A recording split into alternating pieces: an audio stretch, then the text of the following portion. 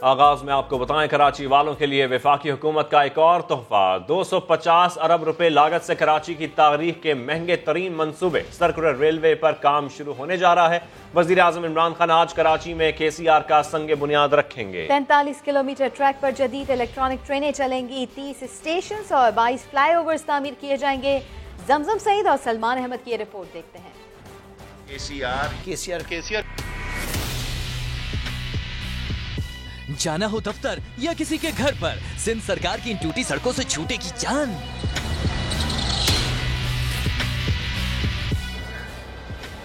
जदीद electric train बनाएगी कराची वालों का हर सफर आसान। KCR का इफ्तिताह करने वजीर आजम इमरान खान कराची आ रहे हैं। ये मंसूबा 3 साल में मुकम्मल होगा। जदीद इलेक्ट्रिक ट्रेनों के लिए फाटक खत्म करके अंडरपासेस और ओवरहेड ब्रिजेस बनेंगे। एक ट्रेन में 800 मुसाफिर यहाँ से वहाँ कम वक्त में पहुँच सकेंगे। पहले मरहले में 25 ट्रेनें चलेंगी। तो रिसेंटली 20.7 बिलियन रुपीस जो हैं वो रिलीज होने जा रहे हैं सिर्फ इसके इंफ्रास्ट्रक्चर के ऊपर। तकरीबन 22 फ्लाईओवर्स बनेंगे ताकि रास्ते में जो रोड पे जो ट्रैफिक की मूवमेंट है उसको बिल्कुल भी जो ना फर्क ना पड़े। और मैं आपसे बताऊं कि ये जो KCR का आपका कंप्लीशन होगा ये एक बहुत बड़ा चेंज होगा कराची के लिए। ये मंसूबा वफाकी हुकूमत 250 अरब रुपए की लागत से तैयार कर रही है, जिसका संगे बुनियाद रखने की तैयारियां मुकम्मल हैं। वफाकी वजीर तरक्की और मनसूबाबंदी असद उमर का ट्वीट लिखा कि कराची वालों का दहाइयों पुराना ख्वाब पूरा होने जा रहा है। वजीर आजम आज KCR मंसूबे का संग बुनियाद रखेंगे। शहर में जदीद ट्रांसपोर्ट के निजाम का ख्वाब पूरा होगा। वफाकी वजीर तरक्की और मनसूबाबंदी असद उमर का ट्वीट लिखा कि कराची वालों का दहाइयों पुराना ख्वाब पूरा होने जा रहा है। वजीर आजम आज KCR मंसूबे का संग बुनियाद रखेंगे। शहर में जदीद ट्रांसपोर्ट के निजाम का ख्वाब पूरा होगा। 40 बसें मंगवाकर कहते हैं ग्रीन लाइन मंसूबा हमने बनाया। लीग रहनुमा मोहम्मद जुबैर की वफाकी हुकूमत पर कड़ी तनकीद। कहा K4 जहां छोड़ा था आज भी वहीं है। पिछले 3 सालों में अरबों रुपए पैकेज का ऐलान तो हुआ लेकिन 1 रुपया कहीं नहीं लगा। ग्रीन लाइन प्रोजेक्ट जो था हमने सबसे ज्यादा मुश्किल काम किया होता है। पहले तो उसका जो प्लानिंग होती है, प्लान बनेगा कहाँ क्या रूट होगा, कहाँ से कहाँ जाएगी, उसमें जो मुश्किलात हैं वो तमाम चीज़ें हल होंगी ताकि आप वहाँ एक जाल बिछा सकें जिस पर वो बसेस चलनी थी। हमने 80% इंफ्रास्ट्रक्चर कंप्लीट कर दिया था 2018 जून में जब हमारी हुकूमत गई है। इन्होंने 3.25 साल में 40 बसेस सिर्फ मंगवाई हैं। 3 साल से ज़्यादा हो चुके हैं। एक पैसा बता दें, एक पैसा उस 162 बिलियन में से अगर कराची में लगा हो, पता ही नहीं, जिक्र ही नहीं करते। आज हमने अखबारात में पढ़ा अली जैदी साहब ने $3.5 बिलियन का कराची पोर्ट के सिलसिले में एक नया प्रोजेक्ट अनाउंस कर दिया। प्रोजेक्ट अनाउंसमेंट तो इनसे बड़े कोई चैंपियन कोई नहीं। फिर K4 पानी का मंसूबा, उसका क्या हुआ? कोई जवाब है कि क्यों नहीं पानी का मंसूबा आगे बढ़ा? कराची के शहरियों ने वजीर आजम के दौरा कराची से उम्मीदें बांधी। कहते हैं कराची में कोई काम नहीं हो रहा, शहर खंडर बन चुका है। इमरान खान मसाइल हल करें। तवक्कुआत तो थी लेकिन वो पूरा नहीं उतरे। कराची के लिए उन्होंने कुछ नहीं किया, हालांकि उन्हें इतनी सीटें भी मिली लेकिन उन्होंने किया कुछ भी नहीं। तवक्कुआत यही है कि घबराना नहीं है। कराची खंडर बन चुका है। कराची में जो है पीपल्स पार्टी कोई काम कर ही नहीं रही है। ख़ासतौर से यहाँ पर पब्लिक को बड़ी उम्मीदें वाबस्ता है उनसे। महंगाई ज़रूर हो गई है, महंगाई भी बहुत हो गई है। महंगाई पर भी तवज्जो देनी चाहिए जो है ना वज़ीर आज़म को। सर बस सबसे बड़ा मसला ट्रांसपोर्ट का है, महंगाई का है। कुछ इसका हल कर दें और ये जो हालत है कचरा कुंडी की ये ख़त्म कर दें। बस कुछ भी नहीं करना। वज़ीर आज़म को ये चाहिए कि भाई महंगाई कम करे और दूसरी बात ये है कि ये इधर आएंगे आगे खाली पुलाव पका के जाएंगे। काम करना कराना कुछ भी नहीं है। गरीबों के लिए सत्यानाश किया हुआ है।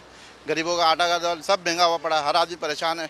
इनके लिए कुछ सहूलत करो ताकि ना ये आने वाला वक्त तुम्हारे लिए हो। वज़ीर रेलवे आजम खान स्वाति ने कराची रवानगी से कबल गुफ्तगू में कहा कि मुल्की तारीख और पाकिस्तान रेलवे का एक बड़ा बाब आज खुल रहा है। कराची सर्कुलर रेलवे कराची से शहरियों का सफ़र आसान कर देगा। पाकिस्तान रेलवे का इतना बड़ा बाब जो है आज खुल रहा है और मुझे खुशी हो रही है कि इससे न सिर्फ ये कराची के लोग मुस्तफ़ीद होंगे बल्कि वो सारे लोग जो पाकिस्तान के मुख्तलिफ इलाकों से इस कराची के अंदर जो है वो मुकीम हैं। आज वो इमरान खान की इस क़ियादत पर एतमाद करते हुए पूरा जो ट्रांसफार्मेशन प्लान है इसका इमरान खान का कि साफ पानी मिलेगा, माहौलियाती आलूदगी से आपकी जान छूटेगी, सफ़र कम होगा।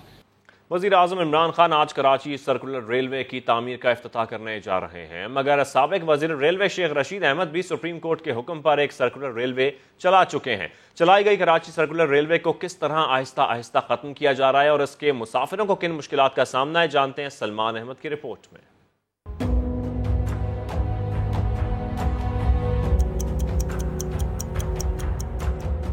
5:45 बज चुके हैं।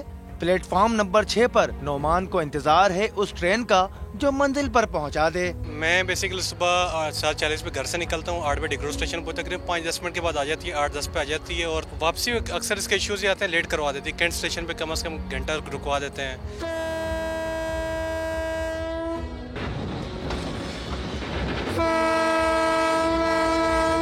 केसीआर की 4 ट्रेनें शुरू की गई थी। अपने दोनों आखिरी स्टॉप से एक एक ट्रेन चला करती थी, मगर अब जो आती है वही जाती है। सुबह यहाँ से जाती है धाबीजी तक, फिर उससे आगे वो शालती बन जाती है मीरपुर तक। धाबीजी तक तो जाती है वो केसीआर है, उससे आगे फिर वो मीरपुर खास बन जाती है। जनाब, सुना आपने, रेलवे हुक्काम ने शायद नए वजीर को मामू बना दिया है। ट्रेनों की न सिर्फ तादाद कम कर दी, बल्कि जो बोगियां केसीआर का नाम लेकर कराची से चलती हैं, वही अपनी मंजिलों के बाद दूसरे शहर जाती हैं, और उस पर भी रफ्तार अल्लाह की पनाह। केसीआर चलती कम और जगह जगह रुकती ज्यादा है। अभी सिटी स्टेशन से सफर का आगाज ही किया था, चंद गज के फासले पर ही दोबारा ट्रेन रोक दी गई।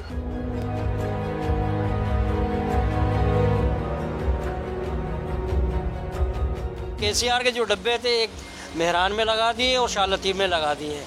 अब वो केसीआर लोकल ट्रेनें नहीं हैं। तकरीबन हफ्ते में 2-3 दफ़ा लेट करती है, यानी कि अगर आप 6:30 बजे पहुँच रहे तो 7 बजे, परसों तो तकरीबन 7:45 बजे पहुँचाया है स्टेशन। 5:30 बजे हम लोग निकले हैं वहाँ से और अभी 7:30 बज रहे हैं। तकरीबन 1-1.5 घंटा हो गया तकरीबन। तो जनाब, जो फासला लगभग 40 मिनट में तय होना था, वो 1.25 घंटे में मुकम्मल हुआ। 7:30 बजे केसीआर कैंट स्टेशन पहुंची। जाने अपनी मंजिल धाबीजी पर कब पहुंची होगी। कैमरामैन मोहसिन अली के साथ सलमान अहमद, समा, कराची। खबरों में आगे सुनाएंगे महंगाई की दुहाई। आपको अब बताएं कि वज़ीर ट्रांसपोर्ट सिंध अवैस कादिर शाह ने दावा किया कि कराची सर्कुलर रेलवे मंसूबे की एक्निक समेत किसी मुतल्लिका फोरम ने मंजूरी नहीं दी तो संगे बुनियाद कैसा। कहते हैं ये कराची सर्कुलर रेलवे का इंफ्रास्ट्रक्चर नहीं, कौमी खजाने को तबाह करने और शहरियों की आंख में धूल झोंकने के मुतरादिफ है। मजीद जानते हैं समा के नुमाइंदे संजय साधवानी से। जी संजय, बताइएगा इस बारे में। अवैस कादिर शाह का कहना है कि जब मेगा मंसूबे केसीआर की एक्निक समेत किसी मुतलका फोरम ने मंजूरी नहीं दी तो किस चीज का संगे बुनियाद रखा जा रहा है। 20 अरब रुपए के जो इंफ्रास्ट्रक्चर के नाम पर उसे जाया किए जाएंगे कौमी खजाने से। वजीर ट्रांसपोर्ट सिंध का कहना है कि तबाही सरकार ने सिंध की आवाम को आंखों में धूल झोंकने के मुतरादिफ इस मंसूबे का संगे बुनियाद रखना, क्योंकि ताहाल किसी कंसल्टेंट की खिदमात भी हासिल नहीं की गई, ना ही इस मंसूबे का सर्वे करवाया गया है। कंसल्टेंट की खिदमात लेने के बाद इस रोड जो केसीआर का होगा उसकी सर्वे में भी कम से कम 2 साल लग सकते हैं। तो किस चीज का ये आज जो है संगे बुनियाद रखने आ रहे हैं, ये कराची वालों तो ऐसे में अवैस कादिर ने कई सवाल उठाए। बहुत शुक्रिया संजय साधवानी, अपडेट किया आपने। 13 साल से सिंध पर हुकूमत करने वाले, कराची से 90% टैक्स वसूल करने वाले आइन करते रहे, 18वीं तरमीम का कारनामा सुनाते रहे, मगर आज शहर कराची के तरक्याती कामों में हर जगह विफाक नजर आ रहा है। आज कहां है 18वीं तरमीम, कहां है सूबाई हुकूमत का किरदार। पाकिस्तान का सबसे बड़ा शहर, सूबा सिंध का मुआशी मरकज, आज यहाँ केसीआर प्रोजेक्ट का संगे बुनियाद रखा जा रहा है। ग्रीन लाइनें बसें आ चुकी हैं। K4 मंसूबा वफाक बना रहा है। MNA फंड्स पर वफाक सड़कें तामीर कर रहा है और फायर ब्रिगेड की गाड़ियां पहले ही दे चुका है। यहाँ तक कि नाले सफाई में भी वफाक का किरदार नुमाया है। और दूसरी जानिब साईं सरकार, जिसे हर मौके पर आइन और 18वीं तरमीम याद रहती है, आज कराची की तरक्की में उसका किरदार कहीं नजर नहीं आ रहा। बात शारा फैसल से शुरू हुई, और बारिश में डूबते कराची में गुम हो गए। आज कहाँ है 18वीं तरमीम, कहाँ है ग्रीन बसों के दावे, सड़कें बनाने की बातें। आज कराची वाले देख रहे हैं कि कौन बातें बनाता रहा है और कौन काम करना चाहता है। कैसी मफाहिमत और कौन सी मज़ाहिमत, कैसा गुनाह और किससे माफ़ी। नून लीग के मरकजी क़यादत के अख्तिलाफ़ात खुलकर सामने आ गए। हमजा शहबाज ने आर्मी चीफ की तौसीह से मुतालिक मरियम नवाज के बयान की मुखालफत कर दी। कहा फैसला मुतफ़िका और दुरुस्त था। मोहम्मद ज़ुबैर ने वज़ाहत की कि मरियम नवाज का गुनाह का लफ्ज़ इस्तेमाल करना बताने का तरीका है। नून और शीन जो है वो यूं है, नून और शीन जो है वो यूं है, यूं है। नून और शीन तो यूं हैं ही, लेकिन क्या मीम और हे भी एक हैं? नैब के चेयरमैन की एक्सटेंशन की जब बात ऑफिशियली सामने आएगी तो हम उस पर रिएक्शन देंगे।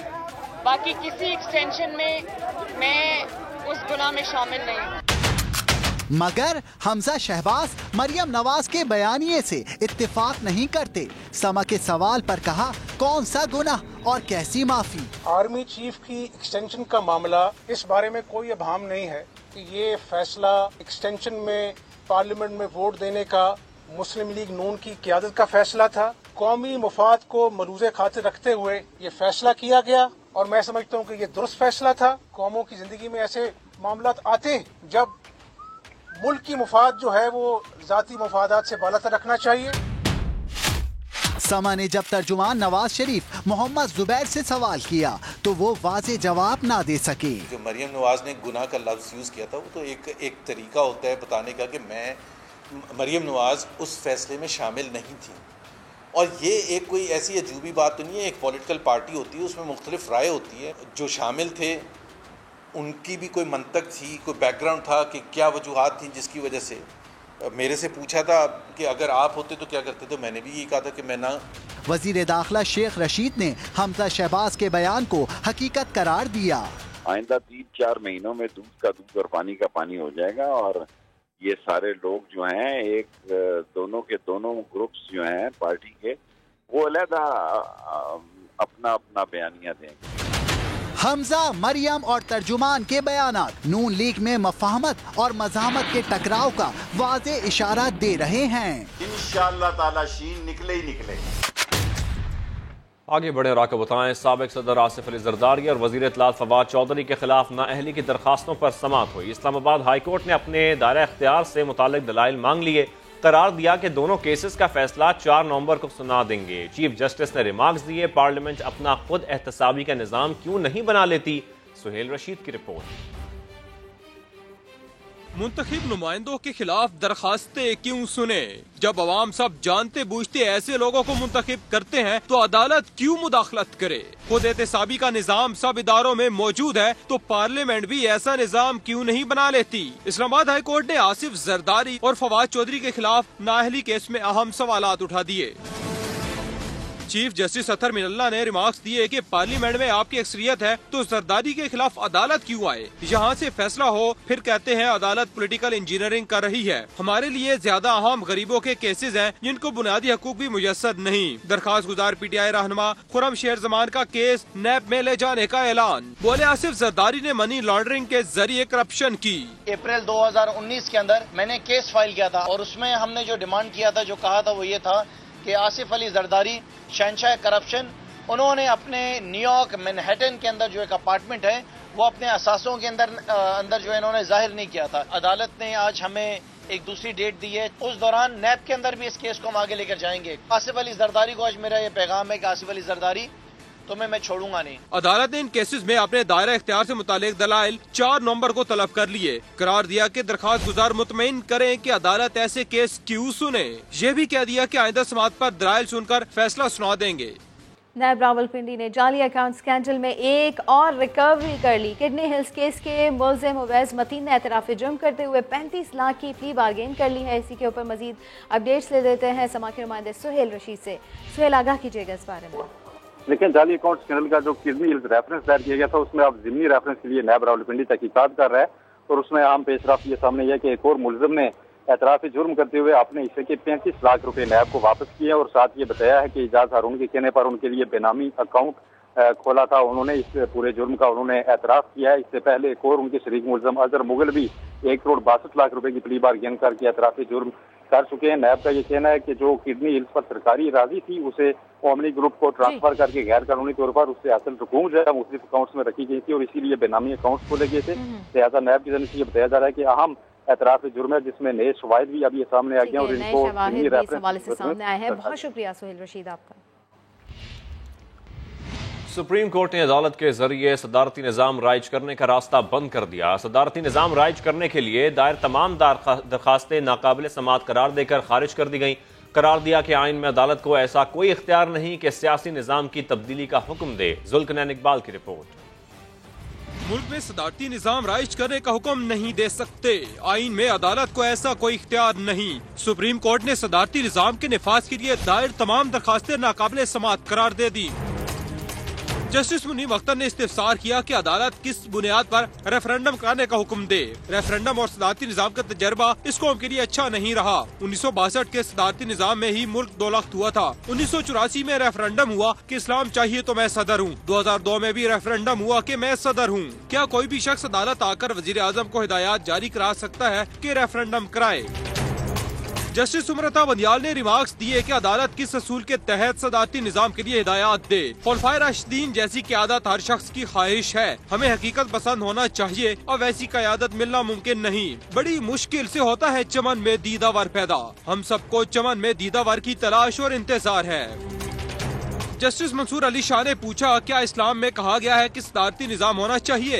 सदारती निज़ाम की दरख्वास्त में सियासी सवाल है जो अदालत के दायरा इख्तियार में नहीं। अदालत को गैर मुतल्लिका मामलात में मत उलझाएं। कराची वालों तैयारी कर लो, बताएंगे कुछ ही देर में। वज़ीर ख़जाना शौकत तरीन ने चंद रोज़ पहले खुशखबरी सुनाई थी कि आटा 55 रुपए और चीनी 90 रुपए किलो मिलेगी। तेल की कीमत में भी कमी का यकीन दिलाया था, मगर ना तो आटा सस्ता हुआ ना ही चीनी। उल्टा तेल की कीमत में 10 रुपए इजाफा हो गया। अपने गरीब आवाम को डायरेक्ट अब सब्सिडी देंगे। आटे पे देंगे, चीनी पे देंगे, घी पे देंगे और दालों पे देंगे। आपने तो कह दिया पर इन्होंने ना मानी और शुरू होने से पहले धरी रह गई सस्ता आटा चीनी घी की कहानी। ये है कराची वाले। किसने कहा था कि अवाम ऑयल पे कम हो रहा है रेट, 50 रुपए कम हो रहा है? उसको जाके दिखाओ, 10 रुपए हमारे ऊपर ही जा रहा है लीटर पे। घी न तेल के ऊपर और चीनी के ऊपर कोई रुपया कम नहीं हुआ। ये लाहौर वाले 10 किलो का तो रहा 600 रुपए का लिया। 1230 का परचून पे भी देते हैं वो, लेकिन मील की किसी जगह पर किसी मील पर कोई फैट शॉप नहीं है जहाँ पे सस्ता आटा मिले। और ये फैसलाबाद। जिस दिन का हुकूमत ने नोटिस लिया उस दिन से महंगाई में इजाफा हो गया। कोई 50 रुपए घी सस्ता नहीं हुआ। गरीब खड़ा है कतार में सस्ते आटा चीनी घी की आस में। हमारी फ्लोर मीटर के साथ तय हो गया। कल जो नहीं बेचेंगे तो आपसे गुजारिश है कि जहाँ जहाँ ज्यादा हो हमें रिपोर्ट करना है। हमने आपको बता दिया हाल, अब संभालिए ना सूरत हाल। और अहम खबर आपको दें, वज़ीर ख़ारजा शाह महमूद कुरैशी से कश्मीर से ताल्लुक़ रखने वाले बरतानवी पाकिस्तानी रहनुमाओं की मुलाकात हुई। शाह महमूद कुरैशी का कहना है कि मसला कश्मीर के हल के बगैर जनूबी एशिया में देरपा अमन नहीं हो सकता। बरतानवी पाकिस्तानी कम्यूनिटी मकबूजा कश्मीर में भारतीय मज़ालिम दुनिया के सामने लाए। मजीद जानेंगे समा इस्लामाबाद के ब्यूरो चीफ खालिद अजीम साहब से। जी खालिद साहब, बताइएगा मुलाकात में किन अमूर पर बातचीत हुई?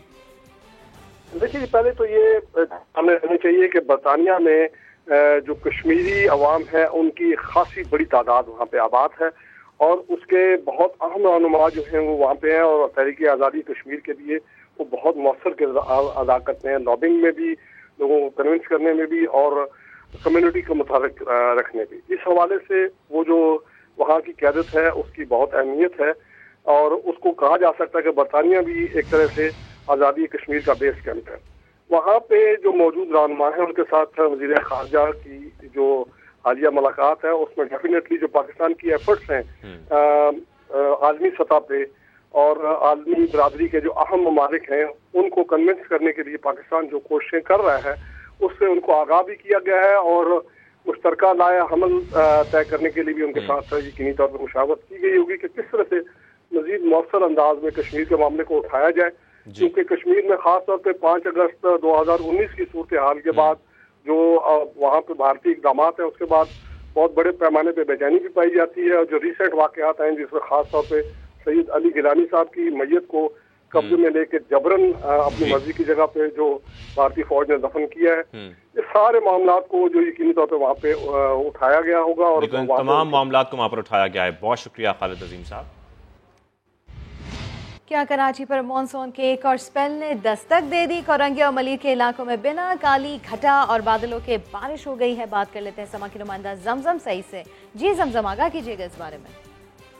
जी बिल्कुल, खलीज बंगाल में मौजूद तूफान गुलाब इंडियन कोस्ट से टकरा गया और उसके कोस्ट से टकराने के बाद जो है उसके असरात हमें कराची में दिखना शुरू हो गए। अब से कुछ देर कबल जो है वो कोरंगी, मलिर और लांडी में गरज चमक के साथ जो है वो मूसलाधार बारिश शुरू हो गई है। अब भी जो है वो इम्कान ये जाहिर किया गया है कि इस जो है वो तूफान के असरात कराची में दिखेंगे और शहर के मुख्तलिफ इलाकों में जो है कहीं हल्की तो कहीं तेज बारिश जो है हो सकती है। इसके अलावा 28 सितंबर से 1 अक्टूबर के दरमियान जो है तेज और तूफानी बारिश भी महकमा मौसमियात की जानिब से मुतवक्का की है। बहुत शुक्रिया जमजम सईद आपका। तो कराची वालों तैयारी कर लो, कल से शहर में बादल बरसेंगे। 28 सितंबर से 2 अक्टूबर तक कभी हल्की तो कभी तेज बारिश होगी, महकमा मौसमियात ने बता दिया। डायरेक्टर मेयर सरदार सरफराज ने समा के प्रोग्राम नया दिन में गुफ्तगू की। कहा तूफान गुलाब से पाकिस्तान को बराह रास्त कोई खतरा नहीं, तूफान का जोर टूट चुका है। जब ये तूफान इंडियन गुजरात से गुजरेगा तो इसके कुछ असरात सिंध पर आएंगे, तेज हवाएं चलेंगी, बारिश होगी। वो मूव आगे करेगा गुजरात कोस्ट की तरफ। गुजरात पे कोस्ट के करीब जब पहुंचेगा तो फिर जाहिर है कि उसके नतीजे में मानसून हवाएं हमारे यहाँ दाखिल होना शुरू होंगी और अच्छी स्ट्रांग मानसून करंट्स की पेनिट्रेशन होगी पूरे सिंध में। तो फिर कल से ऑनवर्ड जो ऑलरेडी एक एडवाइजरी इशू हुई है उस मतलब वही एक तरह से प्रिवेल कर रही है कि 28 सितंबर से लेकर 2 अक्टूबर तक ये स्पेल होगा बारिशों का सिंध में बशमूल कराची, और किसी वक्त खासी तेज बारिश होगी। अब आपको बताएं कोरोना वायरस की शिद्दत में नुमाया कमी आने लगी। 1757 नए केसेस रिपोर्ट हुए। मस्बत केसेस की शरह 3.60% रही। NCOC के मुताबिक 24 घंटे में 40,033 टेस्ट किए गए। कोरोना वायरस की शिद्दत में नुमाया कमी आने लगी है। 1757 नए केसेस रिपोर्ट हुए हैं, जबकि मुस्बत केसेस की शरह 3.60% रही है। NCOC के मुताबिक 24 घंटे में 40,033 टेस्ट किए गए। एक दिन में 31 मरीज दम तोड़ गए। अमवात की मजमूई तादाद 27,597 हो गई है।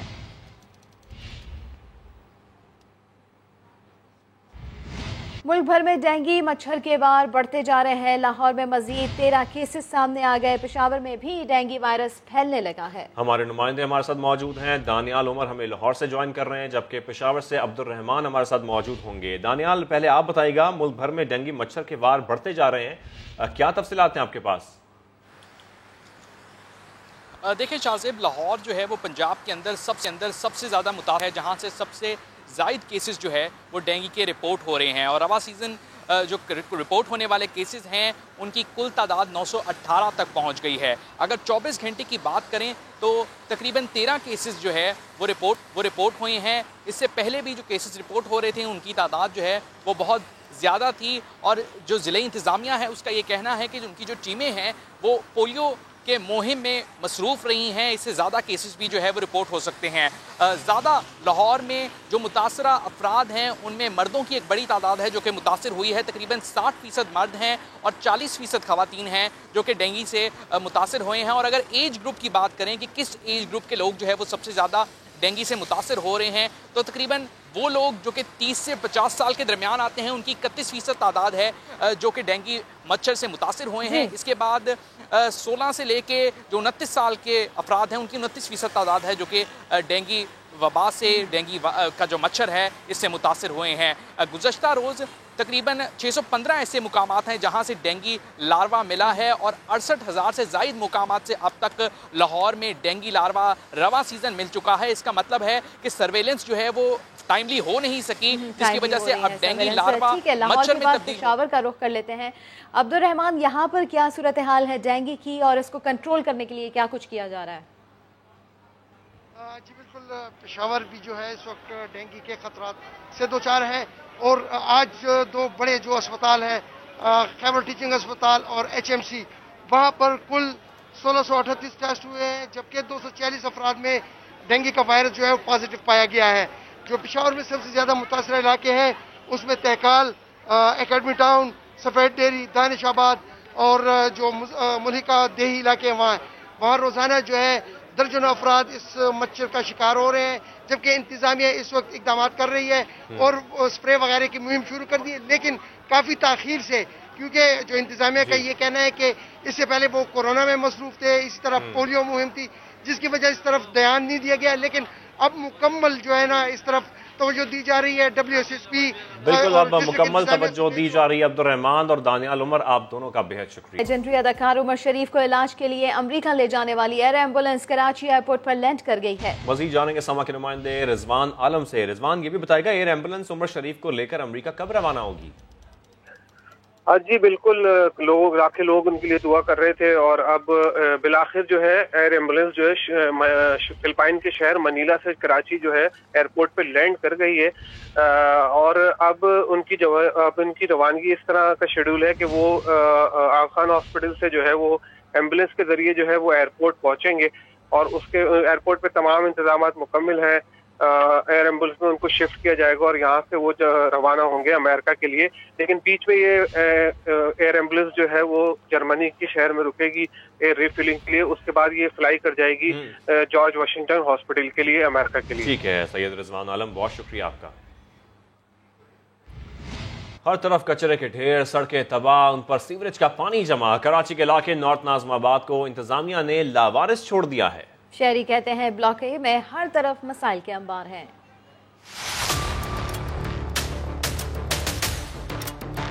मेरा नाम मिर्जा अकदस है और ये मैं खड़ा हुआ हूँ नॉर्थ नाज़िमाबाद ए ब्लॉक के अंदर, जो तबाह हो चुका है, बर्बाद हो चुका है।